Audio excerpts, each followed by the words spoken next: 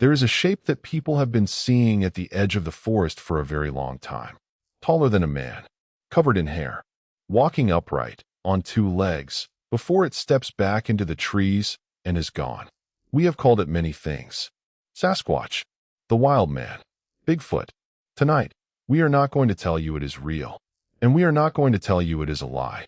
We are going to walk the whole length of the story, every footprint, every film, and every hoax, and let you sit with it, here, by the fire. Start with this. The hairy wild man of the woods is not an American invention. It is one of the oldest ideas we have. 4,000 years ago, in the oldest story ever written down, the Epic of Gilgamesh, there is Enkidu, a wild man, covered in hair, raised by the animals, living out beyond the edge of the city. Medieval Europe had the Woodwoes, the wild man of the forest, carved into churches and painted onto coats of arms. Every culture that ever lived beside a deep forest seems to have put something in it. Something like us, but not us. In North America, that something had 100 names long before any settler wrote them down. The nations of the Pacific Northwest each knew it. To some it was a giant. To some a wild woman who stole children. The word we use, Sasquatch, comes from a single language, Halkamalam, spoken by the STSALS people of British Columbia.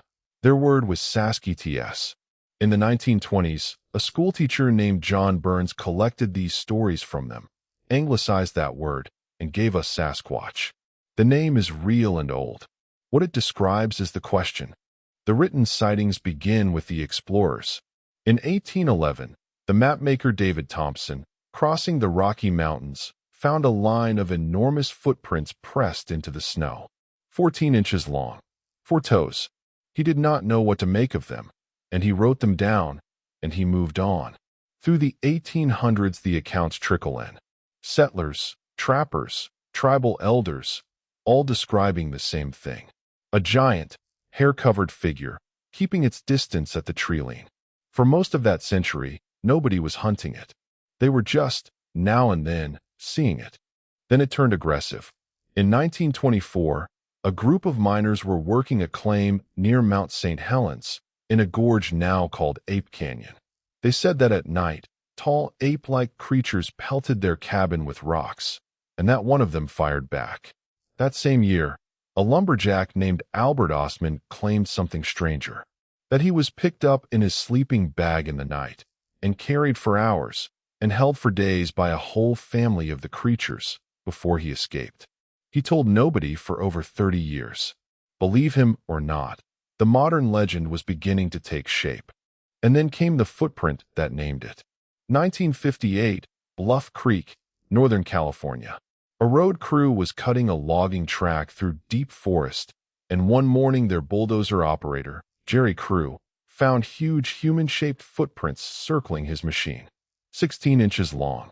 He cast one in plaster and took it to a newspaper. The reporter ran the picture and called the track maker, simply, Bigfoot. The name went around the world. This is the moment the creature stopped being folklore and became a phenomenon. Remember the name Bluff Creek, because it is about to come back. 1967. The same forest. Bluff Creek again. 2 men, Roger Patterson and Bob Gimlin, are riding horseback, looking, deliberately, for Bigfoot.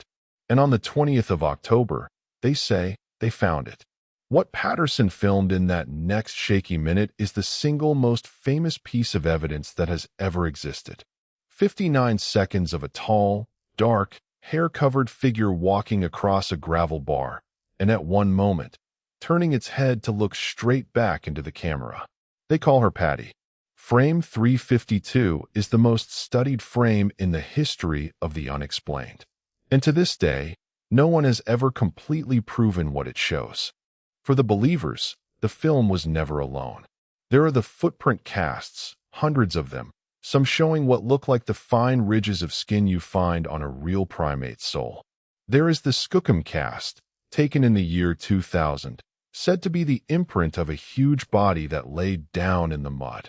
There are the Sierra Sounds, tapes recorded in the 1970s of strange calls, and what some insist is language. Taken together, the believers say, This is a mountain of evidence. The skeptics have a simple, brutal reply. A mountain of maybes is still not one body. And then, the ground opened under the whole story. In 2002, a man named Ray Wallace died, and his own family came forward with a confession. Ray, they said, had faked the original Bluff Creek tracks. The 1958 footprints, the ones that gave the world the word Bigfoot. They produced the tools. A pair of carved wooden feet, 16 inches long, that he had strapped on and stamped through the mud as a prank on his work crew. The footprint that started everything may have been a joke. That is not a small crack in the story. That is a crack right through the foundation. Wallace was not alone. Bigfoot, it turns out, is a magnet for the hoaxer. In 2008, two men in Georgia announced they had a body and showed a photograph of a huge shape packed in a block of ice. When it thawed, in front of the world's press, it was a rubber gorilla costume stuffed with roadkill. One of those men, Rick Dyer, would run almost the exact same hoax again 6 years later. And there are the men who claim they wore the Patterson suit itself, describing the costume, asking to be believed in turn. Every layer of this story has someone underneath it, laughing. So science was finally brought in to settle it, with the one thing that cannot lie: DNA. In 2014, a geneticist at Oxford, Brian Sykes, put out a call for the best physical samples the believers had. Hair, mostly, from all over the world, each one supposedly from a Sasquatch or a Yeti. He ran them all through a proper lab. Every single sample came back as a known animal: bear, wolf, cow, horse, human hair. Not one of them belonged to an unknown ape. The best evidence the believers could offer, tested blind, was ordinary all the way down. And this is the wall the whole legend keeps hitting. In all these years, we have never found a body. Never a skeleton, never a tooth, never a bone. There is no fossil of any great ape ever having lived in the Americas. A creature this large could not survive as a handful of individuals. There would have to be hundreds of them, breeding, dying, being hit by cars, and not one has ever turned up. And now nearly every human being alive carries a camera in their pocket. Billions of them, in every forest, every day. And still, the best picture we have is a blurry frame from 1967. So where does that leave us? Here, by the fire. The honest answer is that the evidence points one way. No body, no bones, no clear film, and the footprint that named it carved out of wood.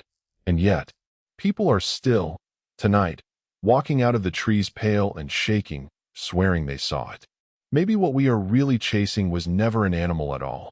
Maybe it is the wild man from the oldest story we have, the thing at the edge of the firelight, the shape of our own fear of the dark and the deep woods. The forest is still very large, and we still need something to be out there in it. Sleep well, and stay on the path. This has been the Dark Hearth.